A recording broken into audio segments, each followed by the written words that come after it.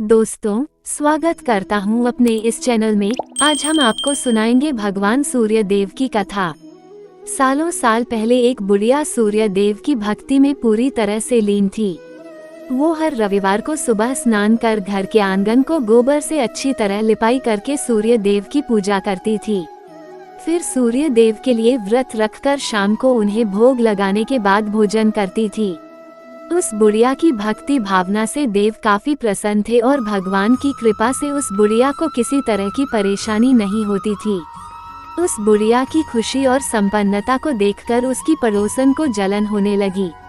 वह बुढ़िया अपनी पड़ोसन के आंगन में बंधी गाय के गोबर से ही आंगन लीपा करती थी।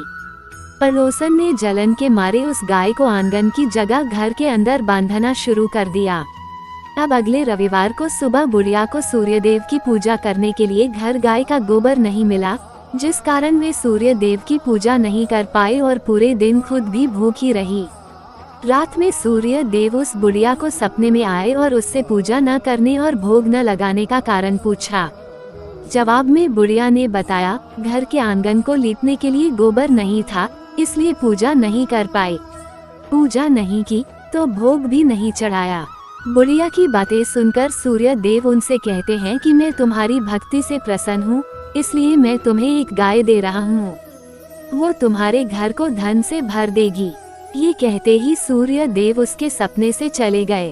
अगली सुबह जब बुढ़िया की आंखें खुलती हैं, तब वह देखती है कि उसके आंगन में एक सुंदर गाय और बछड़ा बंधा हुआ है। ये सब देखकर वह हैरान हो गई। उसे सपने की कोई बात याद नहीं थी।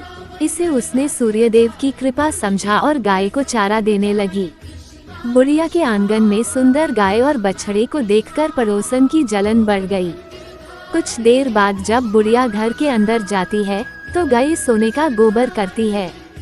ये देखकर पड़ोसन चौंक जाती है और उस गोबर को उठाकर अपने घर ले आती है और अपने गाय के गोबर को उसके आंगन में रख देती है।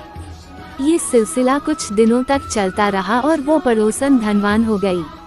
इधर बुढ़िया को किसी बात की खबर नहीं थी, क्योंकि वो सूर्य देव की भक्ति में ही खोई रहती थी। उधर सूर्य देव को उस महिला की हरकतों पर काफी गुस्सा आता है। उनके गुस्से के कारण धूप काफी बढ़ जाती है, जिस कारण बुढ़िया गाय और उसके बछड़े को घर के अंदर बांध देती है। उसी रात आंधी चलने लगती है, इसलिए वह गाय और बछड़े को आंगन में नहीं निकालती। रात भर गाय घर के अंदर ही बंधी रही। सुबह जैसे ही बुढ़िया की नींद खुलती है तो वो सोने का गोबर देखकर हैरान हो जाती है। उस दिन के बाद से रोजाना वो गाय को घर के अंदर ही बांधने लगी। गाय के सोने के गोबर से बुढ़िया धनवान हो गई, जिसे देखकर पड़ोसन को और जलन होने लगी।